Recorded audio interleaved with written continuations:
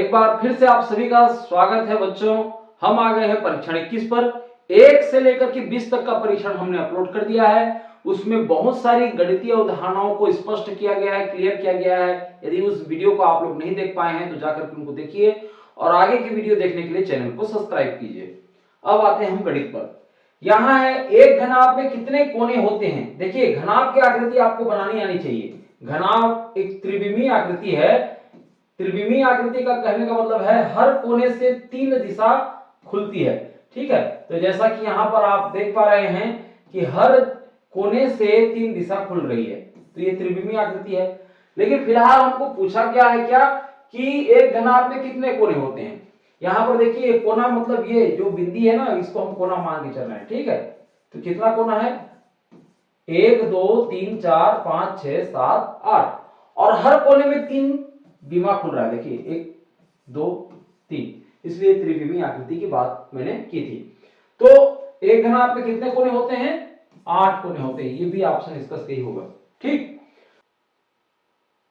1400% को दशमलव में व्यक्त करेंगे। 1400% को दशमलव में किस तरह से व्यक्त करना है। सबसे पहले हम प्रतिशत को भिन्न में बदल देते हैं, फिर भिन्न को हम प्रतिशत में बदल देंगे। ठीक है, जब इस प्रकार से गणित आएगा तो आपको ये स्टेप बाय स्टेप ये फॉलो करना है। सबसे पहले प्रतिशत को भिन्न में बदलना है, मतलब हो जाएगा 1400% को हम 1400/100 के रूप में लिख सकते हैं। फिर इसको जो है हम क्या करेंगे दशमलव में कन्वर्ट करेंगे। तो हम ये मान के चलते हैं कि पीछे में दशमलव है और नीचे वाले जो हर है उसको आपको 1 बनाना है, तो 1 कदम 2 कदम 2 कदम चलाना पड़ेगा। ठीक है, बाईं ओर आपको चलाना पड़ेगा। तो वैसे ही जैसे आप चलाएंगे ऊपर का भी चलेगा 1 और 2, तो यहाँ हो जाएगा आपको 14.00। ये दशमलव के रूप में आ गया, तो यही इसका सही उत्तर है। आप देख रहे हो ये ऑप्शन 14.00 ये सही उत्तर है। ठीक, अगला हम प्रश्न देखें कि 2 किलोमीटर प्रति घंटा की गति को मीटर प्रति मिनट में व्यक्त करेंगे। यहां पर प्रश्न है कि किलोमीटर प्रति घंटा को किसमें बदलना, मीटर प्रति मिनट में बदलना। ये हमारे लिए चैलेंज है, समझिए। तो आप देखिए कि 2 किलोमीटर प्रति घंटा को किस तरह से चेंज करेंगे। किलोमीटर को हम मीटर में चेंज कर देते हैं, तो किलोमीटर 1 किलोमीटर बराबर होता है 1000 मीटर। तो ऊपर में क्या हो जाएगा 2 गुणित 2, किस लिए ये 2 है इसलिए 2 गुणित 1000 आपका मीटर। 1000 मीटर किस लिए, किलोमीटर को हमने चेंज किया। फिर हम देखते हैं कि घंटा, 1 घंटा को हम मिनट में चेंज करें तो उसके लिए हम 60 मिनट लिख सकते हैं। क्या इस तरह से ऑप्शन है 2 गुणित 1000 मीटर बटे 60 मिनट। जी हाँ, आप देखिए सी ऑप्शन देखिए 2 गुणित 1000 बटे 60, ये इसका सही उत्तर है। बाकी विकल्प में इस तरह से दिया नहीं है। अब आगे हम प्रश्न देखें। प्रश्न है कि 0.3 गुणा 0.05 गुणा 0.001 का मान होगा। यहां पर आपको कुछ समय के लिए दशमलव को नजरअंदाज करके चलना है। कहने का मतलब यह है कि आपका ख्याल केवल 3 गुणित 5 गुणित 1 में रहना चाहिए। अब इसका हम गुणा कर लेते हैं, ये हो जाएगा 1 पंचे 5 और 5 तिया 15, तो हो गया ये 15। अब देखते हैं कि आपको दशमलव लगाना है। दशमलव के बाद कितना अंक है, यहाँ पर 1, ठीक है, ये 2 हो गया, ये 3, ये 4 5 6, सभी संख्याओं का हम देखें तो दशमलव के बाद 6 अंक है। यहाँ पर हम दशमलव लगाएंगे तो 1 2 3 4 5 6, उसके बाद जैसे दशमलव लगाते हैं तो उत्तर में इस प्रकार से होगा। दशमलव के बाद कितना अंक अब आगे देखिए 1 2 3 4 5 6, तो इस प्रकार से आपको दशमलव लगाना है। 6 अंक क्यों लाए, क्योंकि ऊपर में प्रश्न में इसी प्रकार से है, तो दशमलव लगाने का तरीका ये होता है। अब देखिए ये ऑप्शन जो है इसमें आप देख रहे हो कि कौन सा उत्तर सही है। आप देख पा रहे हो कि सी ऑप्शन देखिए दशमलव के बाद 1 2 3 4 5 6 अंक है, तो ये सी ऑप्शन इसका सही उत्तर होगा। ठीक है, इस तरह से आपको बनाना है। आगे हम प्रश्न देखें कि संदीप सैर करने के लिए घर से 5:15 पूर्वाह्न को चला। पूर्वाह्न को चला यानी वो सीधा सीधा सुबह को चलता है, पूर्वाह्न नहीं है सुबह। का समय को हम पूर्वाह्न कहते हैं और दोपहर के 12 बजे के बाद को अपराह्न कहते हैं। ठीक है, तो यहाँ पर 5:15 में चलता है और वह 6:20 पूर्वाह्न घर वापस आ जाता है। तो उसने कितने समय तक सैर की? 6:20 में वापस आ जाता है और गया था कब? 5:15 में गया था। तो इसको आप घटा देंगे तो क्या हो जाएगा? 20 में 15 घटेगा तो क्या हो जाएगा? 5 आ जाएगा और 6 में 5 घटेगा तो 1 आ जाएगा। मतलब 1 घंटा 5 मिनट वो सैर पर निकला था। तो इसका सही उत्तर क्या होगा? डी ऑप्शन, 1 घंटा 5 मिनट। ठीक है, आपको इस तरह से घटा करके उत्तर बना लेना है। ठीक है, आपको ख्याल रखना है इसी चीज का, अपराह्न है कि पूर्वाह्न है। यहाँ पर दोनों स्थितियों में पूर्वाह्न था, इसलिए इस तरह से घटा दिया गया। अगला प्रश्न है कि कौन सी संख्या 11 से पूरी पूरी विभाजित है? 11 का विभाज्यता नियम क्या कहता है कि सम स्थानों के अंकों का योग ऋण विषम स्थान के अंकों का योग बराबर यदि 0 आ गया या 11 से वो विभाजित है, 11 का गुणज है, तो 11 से पूरी पूरी वो विभाजित होगी। आपको समझ में नहीं आया होगा? देखिए, मैं एक उदाहरण के माध्यम से आप लोगों को बता रहा हूं। जैसा कि हम पहला ही उदाहरण लें, ये हो गया 8 4 9 0 9। सम स्थान और विषम स्थान कहने का क्या मतलब है? ये देखिए, ये पहला स्थान है, फिर ये दूसरा, ये तीसरा, ये चौथा, ये पांचवा। तो जो विषम संख्या है, 1 है, 3 है और 5 है, विषम संख्या है। तो इस स्थान की बात हो रही है, माने विषम स्थानों के अंकों का योग। यहां पर हम देख रहे हैं तो 9 9 8 हो गया 18 और 18 और 8 हो जाएगा आपका 26। ये हो गया 26। अब हम देखें कि सम स्थान के अंकों का योग कितना होता है। तो सम स्थान के अंकों का योग देख रहे हैं कि 4 और 0 है, तो इसका योग कितना हो जाएगा? 4। तो यहां पर देखिए 26 ऋण 4 हो गया। अब इसको हम देखते हैं कि कितना उत्तर आ रहा है। आप देख रहे हो कि 26 में 4 गया, बच गया 22। ये जो 22 आया ना, 22 जो है 11 का गुणज होता है। 11 दूनी 22 करता है। तो ये जब इस प्रकार से हालत है तो वही क्या होगा? 11 का विभाज्यता नियम का पालन कर रहा है। तो इस हिसाब से देखें तो ए ऑप्शन ही इसका सही हो गया। ए ऑप्शन ही इसका सही है, ये 11 से विभाज्य हो जाएगा। बाकी क्या हम बी ऑप्शन को देखें तो इस प्रकार से हालत नहीं है क्या? हम देख रहे हैं कि 7 0 6 और 0 8 है। इसका विषम स्थान हम देखते हैं, ये 8 6 हो गया 14 और 14 और 7 हो गया क्या आपका? 21। तो 21 और सम स्थान में क्या है? 0 0 है। तो 21 में हम 0 को घटाते हैं तो 21 आ जाएगा और 21 जो है 11 के पहाड़ा में नहीं है, तो इसलिए ये बी ऑप्शन नहीं जाएगा। ठीक है, बाकी ऑप्शनों को भी आप लोग देख सकते हैं। ए ऑप्शन ही 11 का विभाज्यता का नियम पालन कर रहा है। यदि ये 22 की जगह में 0 0 भी आता तो भी हम उसको मान के चलते कि 11 से विभाज्य है। ठीक है, तो फिलहाल ये ए ऑप्शन सही है। 1 टन को ऐसे भी लिखा जा सकता है, यहां पर प्रश्न है। उससे पहले आपको जो वजन मापने का मात्रक है उनके बीच में संबंध क्या है इसको आपको जानना पड़ेगा। आप देख रहे हो कि ये होगा ग्राम, ठीक है, ग्राम का 10 गुना हो जाएगा आपका डेकाग्राम, फिर डेकाग्राम का 10 गुना हो जाएगा हेक्टोग्राम, हेक्टोग्राम का 10 गुना हो जाएगा आपका किलोग्राम, और किलोग्राम का 10 गुना हो जाएगा आपका मिलियाग्राम, और मिलिया का जो है 10 गुना हो जाएगा आपका क्यूटल, और क्यूटल का 10 गुना हो जाएगा आपका टन। ठीक है, इनके बीच में जो संबंध है वो किस तरह से संबंध है? 10-10 गुना का है, 10-10 गुना का। ठीक, तो मैं इस चीज को क्यों बता रहा हूं? ताकि आपको जो है पता चले इनके बीच में संबंध किस तरह से है। यहां पर देखिए कि 100 किलोग्राम बराबर कितना होगा? 1 टन होगा क्या? देखते हैं, यहां पर हम देख लेते हैं 100 किलोग्राम। यहां पर ये तो हो गया 1 किलोग्राम।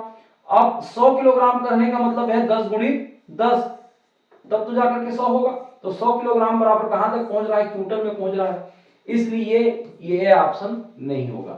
फिर हम देख रहे हैं कि यहां पर है 10,000 डेकाग्राम। अब डेकाग्राम में पहुंच जाते हैं, ये हो जाएगा 1 डेकाग्राम। ठीक है, मैं कलर चेंज कर ले रहा हूं। ठीक है, अब यहां पर है 1 डेकाग्राम, उसके बाद 10 गुणित 10 गुणित 10 गुणित 10, क्या है 1 2 3 4, 4 शून्य है तो ये हो गया 1 2 3 4। इन चारों का हम गुणा करेंगे तब जाकर के आपका 10,000 डेकाग्राम होगा। तो भी कहां तक पहुंच रहा है, क्विंटल तक ही पहुंच रहा है। मतलब 10,000 डेकाग्राम बराबर होगा 1 क्विंटल। अब देख रहे हैं कि 1000 हेक्टोग्राम बराबर क्या हो रहा है। 1000 हेक्टोग्राम यहां पर तो है हेक्टोग्राम, 1000 में कितने शून्य होते हैं 3 शून्य, तो 10 का गुणा 3 बार होगा। तो देखिए 10 का गुणा 3 बार होगा 1 2 3, तो 1000 हेक्टोग्राम बराबर कहां तक पहुंच रहा है, इसका भी मान जो है 1 क्विंटल तक ही पहुंच रहा है, इसलिए सी ऑप्शन भी नहीं हो रहा है। अब आते हैं आपका ये देखिए 1 लाख डेकाग्राम। 1 लाख डेकाग्राम मतलब ये यहां पर है जगह, फिर 1 लाख में कितने शून्य हैं 1 2 3 4 5, 5 शून्य है, यानी आपको 10 का गुणा 5 बार करना पड़ेगा। 1 बार 2 बार 3 बार 4 बार और ये हो गया 5 बार। इतना का गुणा हम करेंगे तब जाकर के ये 1 लाख डेकाग्राम होगा। और 1 लाख डेकाग्राम जब गुणा करते हैं तब पहुंचता है आपके टन में, तो 1 टन बराबर हो जाएगा आपका डी ऑप्शन 1 लाख डेकाग्राम। इस तरह से आप लोग इस चीज को बनाएंगे तो आपका हर गणित बनेगा। ठीक है, एक काम राजू और दीपू मिलकर के 10 दिन में कर सकते हैं। यदि राजू अकेला उसे 15 दिन में कर ले तो दीपू अकेला कितने दिनों में कर लेगा। यहां पर है कि राजू और दीपू का काम कितना है, वो दोनों मिलकर के कितने दिन में कर रहे हैं, राजू और दीपू ये कर ले रहे हैं 10 दिन में। ठीक है, तो एक दिन में इनका दोनों के बीच में जो मिलकर के काम कर रहे हैं वो कितना हो रहा है, एक दिन में हम देखें, देखिए पूरा काम जो है ये 10 दिन में करते हैं और एक दिन में उसका 10वां हिस्सा ही कर पाएंगे, यानी एक दिन में इनका काम होगा 1/10 काम होगा एक दिन में यदि काम करने की बात कहा जाए तो। ठीक है, उसी तरीके से देखिए कि राजू अकेला उसे 15 दिन में कर लेता है। राजू अकेले की बात करें तो ये 15 दिन में पूरा काम को करेगा, तो एक दिन में कितना काम करेगा वो, एक दिन में उस पूरा काम का 1/15वां हिस्सा ही तो करेगा ना, कहने का मतलब है 1/15 ही काम करेगा। ठीक, ये हो गया बात। अब क्या आ रहा है कि राजू और दीपू के जो काम है माने 1/10, उसमें हम राजू के काम को घटा दें तो आपका दीपू का काम पता चल जाएगा कि उसकी काम किस स्पीड से चल रही है।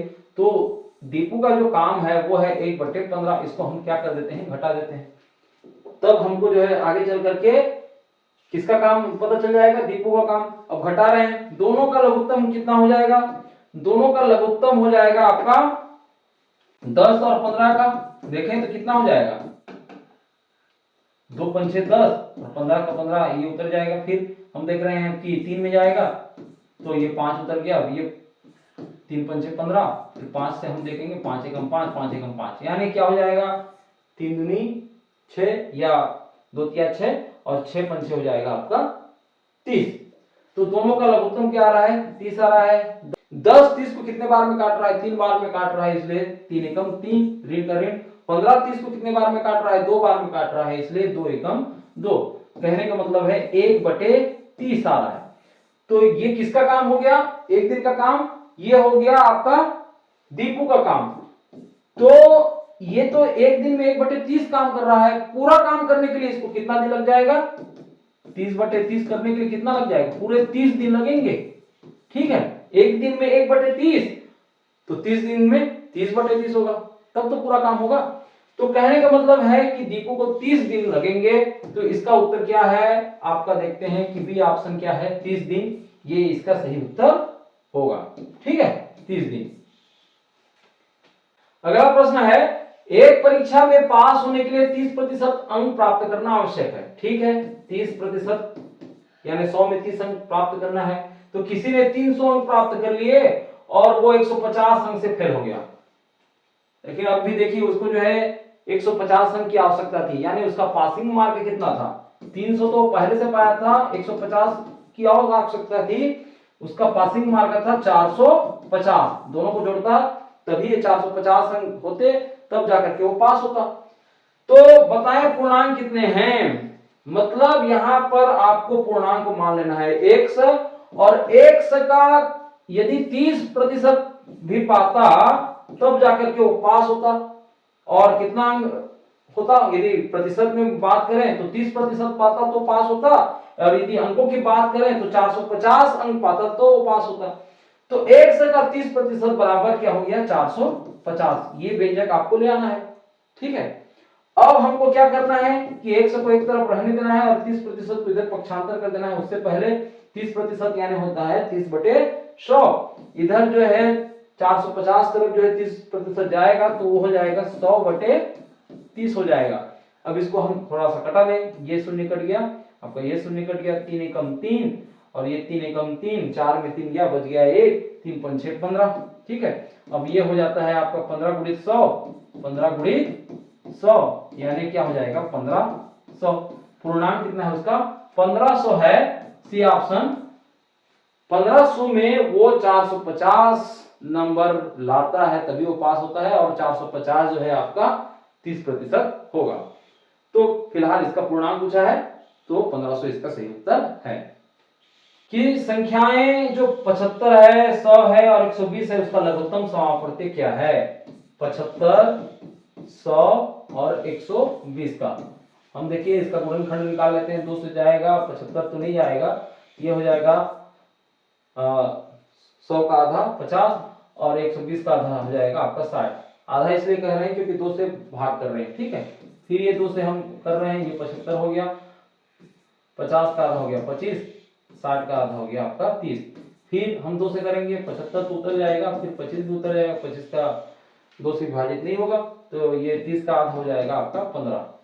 फिर हम देख रहे हैं कि 3 से, अब देखेंगे 3 से तो 3 दूनी हो जाएगा आपका 6, 7 में 6 गया, बच गया 1, 3 पंचे 15, 25 में नहीं जाएगा और ये हो जाएगा 3 पंचे 15। ठीक है, अब देखते हैं कि 3 में अब नहीं जाने वाला तो 5 देखते हैं, तो 5 पचे 25, 5 पचे 25, 5 एकम 5। फिर हम देखते हैं 5 एकम 5, 5 एकम 5 और ये 1 का 1।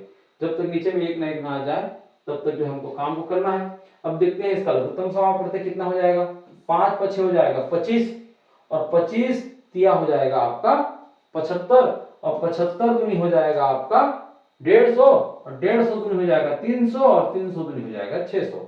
आप इनको गुणा कर लेंगे, 2 गुणित 2 गुणित 2 गुणित 3 गुणित 5 गुणित 5, तब जाकर के आपको पता चलेगा कि उत्तर क्या आ रहा है 600 आ रहा है।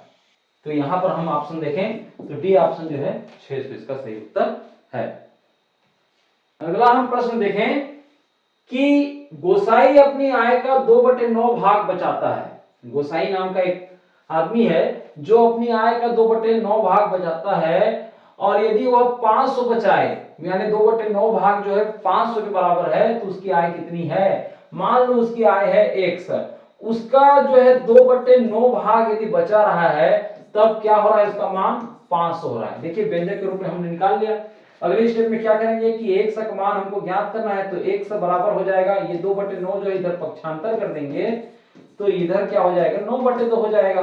ठीक है, अब हम 2 का पहाड़ा पढ़ते हैं, 2 दूनी 4 है ना, 5 में 4 गए, बच गया 1, फिर इसके शून्य के सामने में आएगा तो 10 हो जाएगा, तो 2 पंचे हो जाएगा 10 और शून्य का शून्य। ठीक है, अब हम इसको गुणा कर देंगे, किसको 250 गुणित 9 को, तो क्या उत्तर आ रहा है देखते हैं।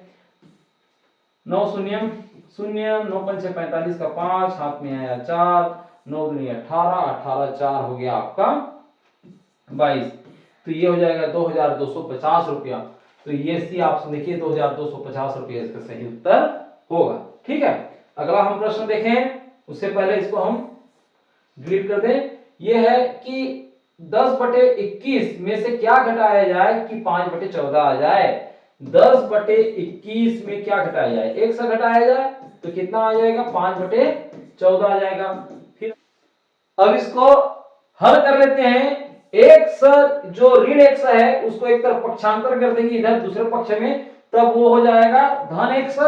और क्या करेंगे कि आपका जो 5/14 है उसको इधर पक्षांतर कर देंगे। ठीक है, तो इधर है आपका 10/21 और इधर आकर के ये जो है धन 5/14 जो है ऋण 5/14 हो जाएगा। ठीक है, अब इसको हल कर लेते हैं, दोनों का लघुत्तम निकाल लेते हैं 21 और 14 का।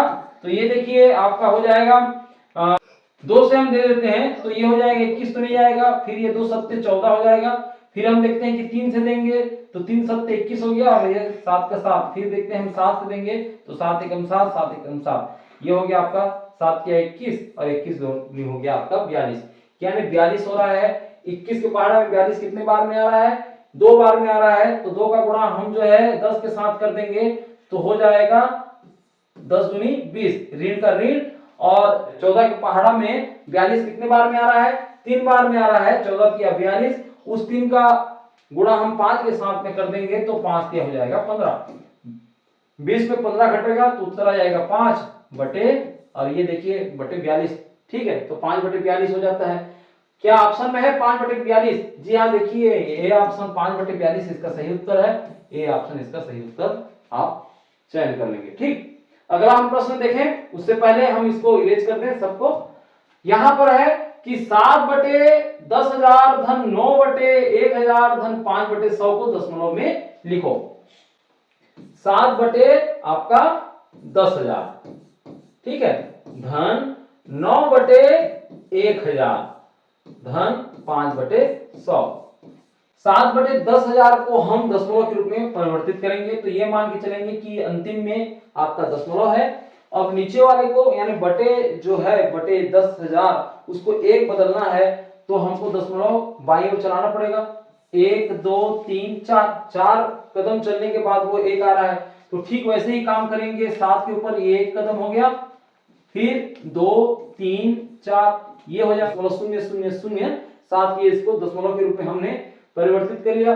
फिर उसी प्रकार से धन, आप देखते हैं कि 9 बटे 1,000 है तो इसको भी हमने क्या किया, 1 2 3, 3 कदम चलाना पड़ा, तो 9 के बाद 1 2 3, यहां पर हमको दशमलव लगाना पड़ेगा।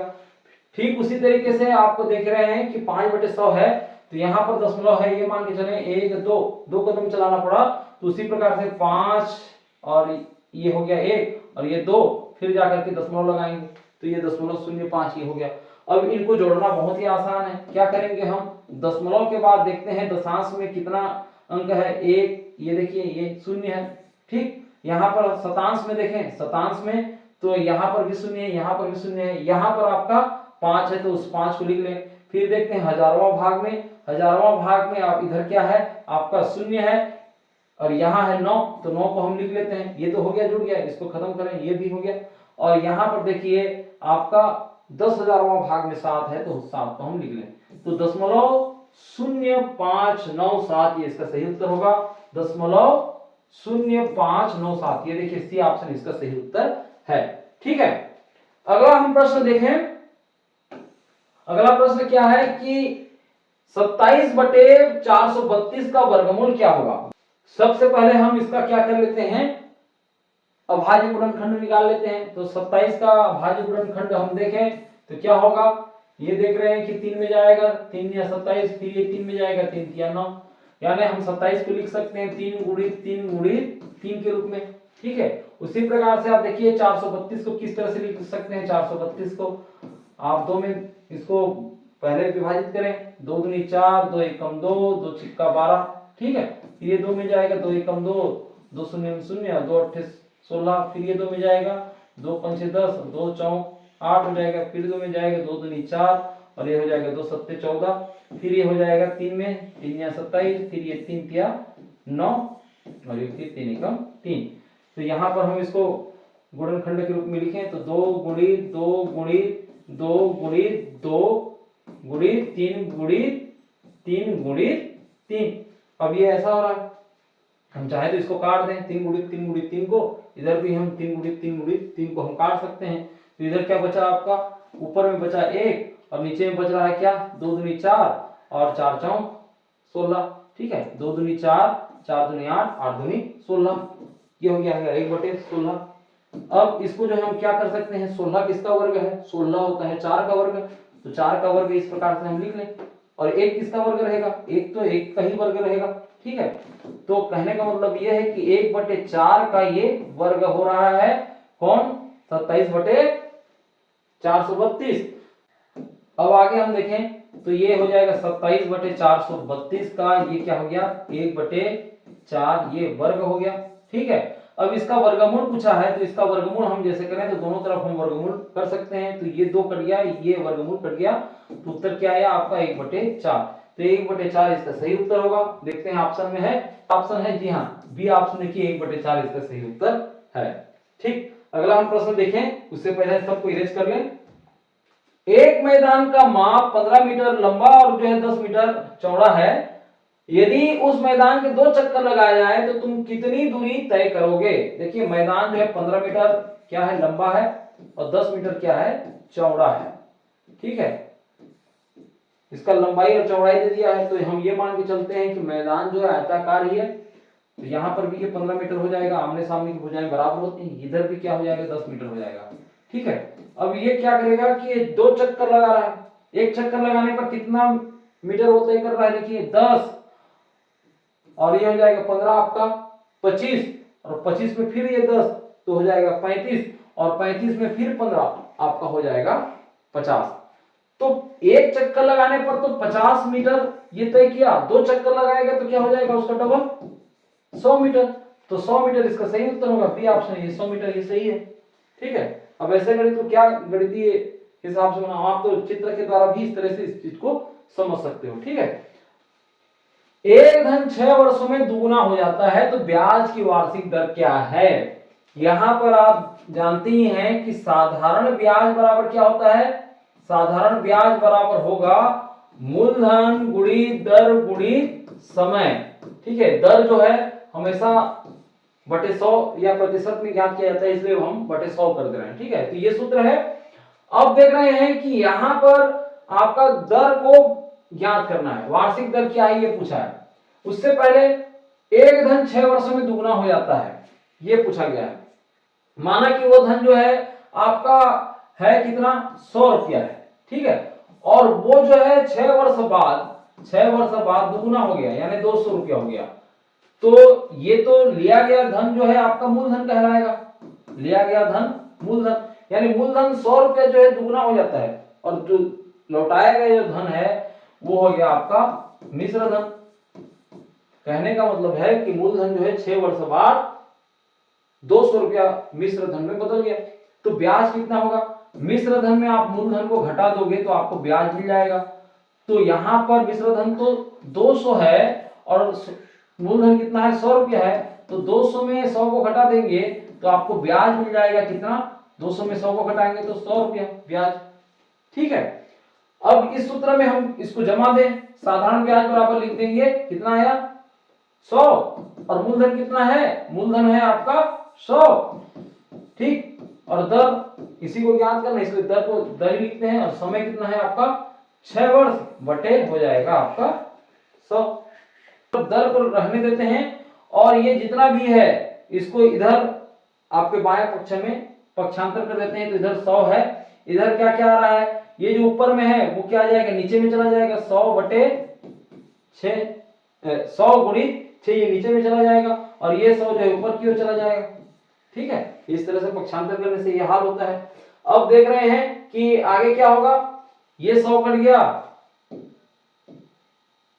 ये 100 कट गया, और ये 100 कट गया। ठीक है, अब उत्तर आ गया आपका 100 बटे 6 आ गया। अब इसको हम थोड़ा सा हल कर लें, 6 एकम हो जाएगा 6, 10 में 6 गया बच गया 4, अब उतारते हैं हम 0, तो यह हो जाएगा 40, 6 छिक्का हो जाएगा 36, 40 में 36 गया बच गया शेष 4। 16 पूरा पूरा गया है, 4 शेष आया उसको ऊपर में लिखते हैं, और नीचे में जो है आपका भाजक रहेगा, यानी 6 की जगह में 6 ही रहेगा। तो ये हो गया आपका 16 से ही 4 बटे 6। अब उत्तर में देखते हैं कि क्या इस तरह से है, 16 से ही 4 बटे 6, तो आप लोग देख रहे हो कि 16 से ही 2 बटे 3 है, तो इसको हम थोड़ा सरल कर दें, ये 2 दूनी 4 हो जाएगा, ये क्या हो जाएगा 2 दूनी 4, और ये हो जाएगा 2 तिया 6, 16 से ही 2 बटे 3 ये हो जाएगा प्रतिशत। ठीक है, ये दर का हो गया। तो इस प्रकार से हम देखें तो ये जो उत्तर है आपका सी उत्तर, सी ऑप्शन जो है क्या है इसका सही उत्तर होगा। ठीक है, अगला प्रश्न है कि 15 बटे 23 और 7/9 और 8/11 और 13/15 में सबसे छोटी भिन्न कौन सी है? कि आप क्या करेंगे, 15/23 का दशमलव रूप लिख लेते हैं। अब 15/23 का दशमलव रूप किस तरह से होगा, और उसको क्या करना पड़ेगा, आपको 23 से भाग देना पड़ेगा 15 को। ठीक है, ये इस प्रकार से आपको काम करना पड़ेगा।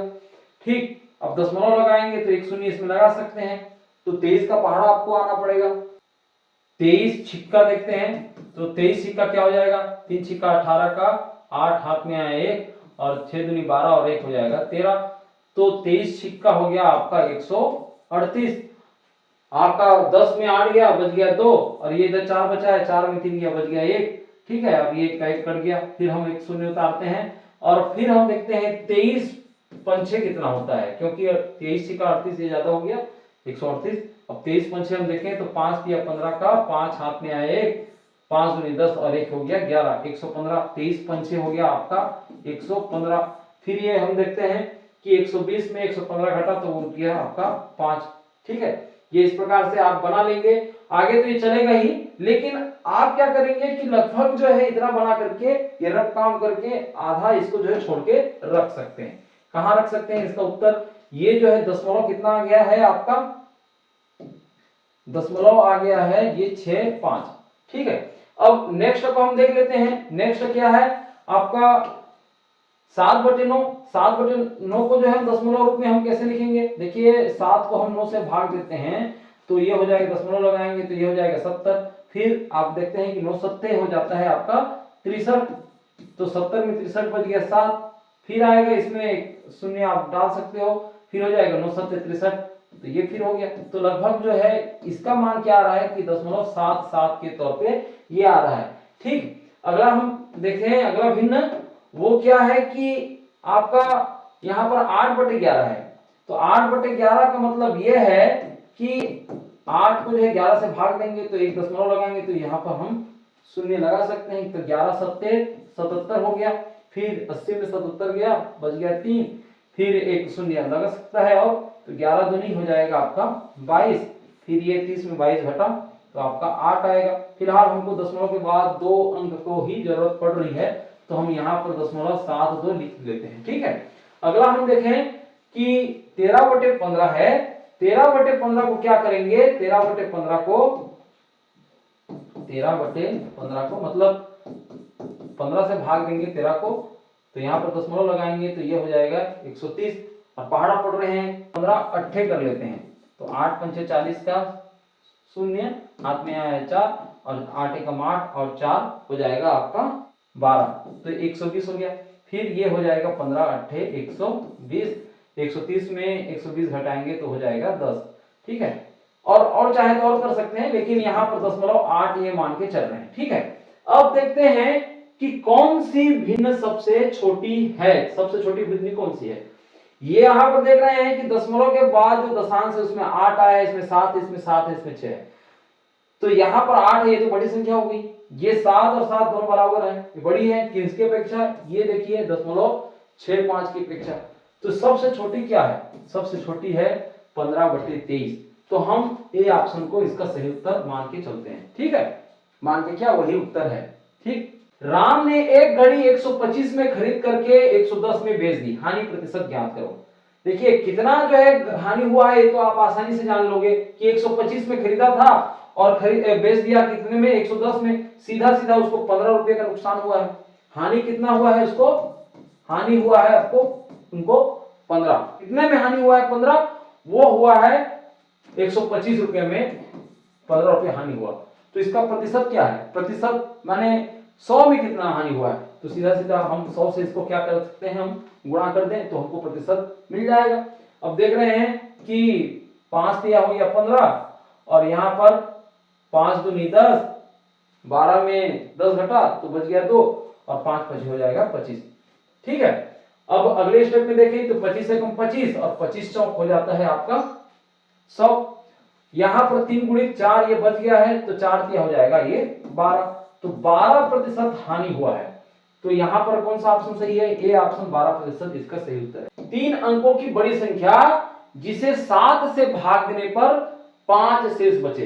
देखिए 5 शेष बचे ये बात हो रही है, और दूसरी बात ये भी बताया जा रहा है कि 7 से वो विभाजित होना चाहिए।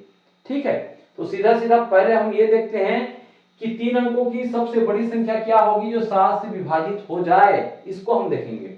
ठीक है, तो हम तो ये जानते ही हैं कि 999 जो है ये 3 अंकों की सबसे बड़ी संख्या होती है। तो हम 399 को हम पहले 7 से हम भाग दे देते हैं, ये पता लगाने के लिए कि कौन सी ऐसी संख्या है जो 7 से पूरा पूरा भाग जा रहा है। तो हो जाएगा आपका 7 एकम 7, 9 में 7 गया, बच गया आपका 2, फिर उतारे 9। ठीक है, फिर हम देखते हैं 7 चौक हो जाएगा आपका 28, 29 में 28 गया, बच गया 1, फिर उतारे 9। फिर हम देखते हैं कि 7 दूनी 14, 7 दूनी 14, तो ये हो जाएगा 19 में 14 घटा तो बच गया 5 शेष। ठीक है, अब ये 5 शेष बच जा रहा है, मतलब सबसे पहले हम क्या करेंगे, 999 में हम 5 को घटा देते हैं तो ये हो जाएगा 994। 994 जो है 7 से पूरा पूरा भाग चला जाएगा, ये तो पता चल गया। अब ये पूरा पूरा भाग जा रहा है। ठीक है, और क्या बोल रहा है कि भाग देने पर 5 शेष बचे तो होगी। अभी प्रश्न जो है हमने इसी को जो है ज्ञात किया था कि 3 अंकों की बड़ी संख्या क्या है जो 7 से पूरा पूरा भाग चला जाए, तब जाकर के हमको पता चला कि हम उसमें से 5 जो शेष आ रहा है उसको घटा दिए तो 994 जो है ये 7 से पूरा पूरा भाग जा रहा है। लेकिन दूसरा यही चीज में क्या बोल रहा है कि 5 शेष बचे, फिर भी 5 शेष बचे, तो हम पुनः जो है इस 5 को जो है जोड़ते हैं तो क्या हो जाएगा, 999 हो जाएगा। ठीक है, तो 999 ही इसका सही उत्तर होगा, तो सी उत्तर इसका क्या है, 999। ठीक है, एक व्यक्ति ने अपने धन का 40% दान दिया। ठीक है, अपने धन का 40% जो है वो दान दे देता है। ठीक, शेष धन क्या था, यदि 12,000 दान किया था तो उसका मान लो धन था 100 का 40% दान किया, और वो दान का कितना पैसा कितना था, वो दान का धन कितना था, 12,000 था, तो ये 12,000। ठीक है, माने उसके धन का 40% यानी 12,000। अब ज्ञात हो जाएगा 100 कितना वो धन था वो पता चल जाएगा। तो यहाँ पर 100 को एक तरफ रख देते हैं और 40% है, 40/100 को इधर क्या कर देते हैं, हम पक्षांतर कर देंगे। इधर 12,000 तरफ जो है 40/100 जो है क्या हो जाएगा, 100/40 हो जाएगा। ठीक, अब इसको कटा लेते हैं, जितना भी कट रहा है, ये कट गया शून्य, ये भी कट गया शून्य, फिर ये देखते हैं कि 2 दूनी 4 और ये हो जाएगा 2 छिक्का 12 और शून्य का शून्य, ये हो गया। फिर 2 एकम 2, 2 तिया 6 और ये शून्य का शून्य, मतलब आ जाएगा आपका 300 गुणित 100। तो क्या हो जाएगा उत्तर, 3 एकम 3, 1 2 3 4 4 शून्य। ठीक है, तो ये हो जाएगा 30,000। तो ये ए ऑप्शन क्या है, 30,000 इसका सही उत्तर है। तो इस प्रकार से सारे गणितों को आपको हल करना है, आपका कॉन्सेप्ट पूरा क्लियर रहेगा तो जल्दी से बनेगा। देखिए गणित वाले खंड में समय का बहुत ज्यादा महत्व रहता है, आप जल्दी से ट्रिक अपना करके सारे गणित को हल करेंगे तो इस तरह से आपका जो प्रश्न है सही समय में सब हल हो जाएगा। हम मिलते हैं नए परीक्षण में।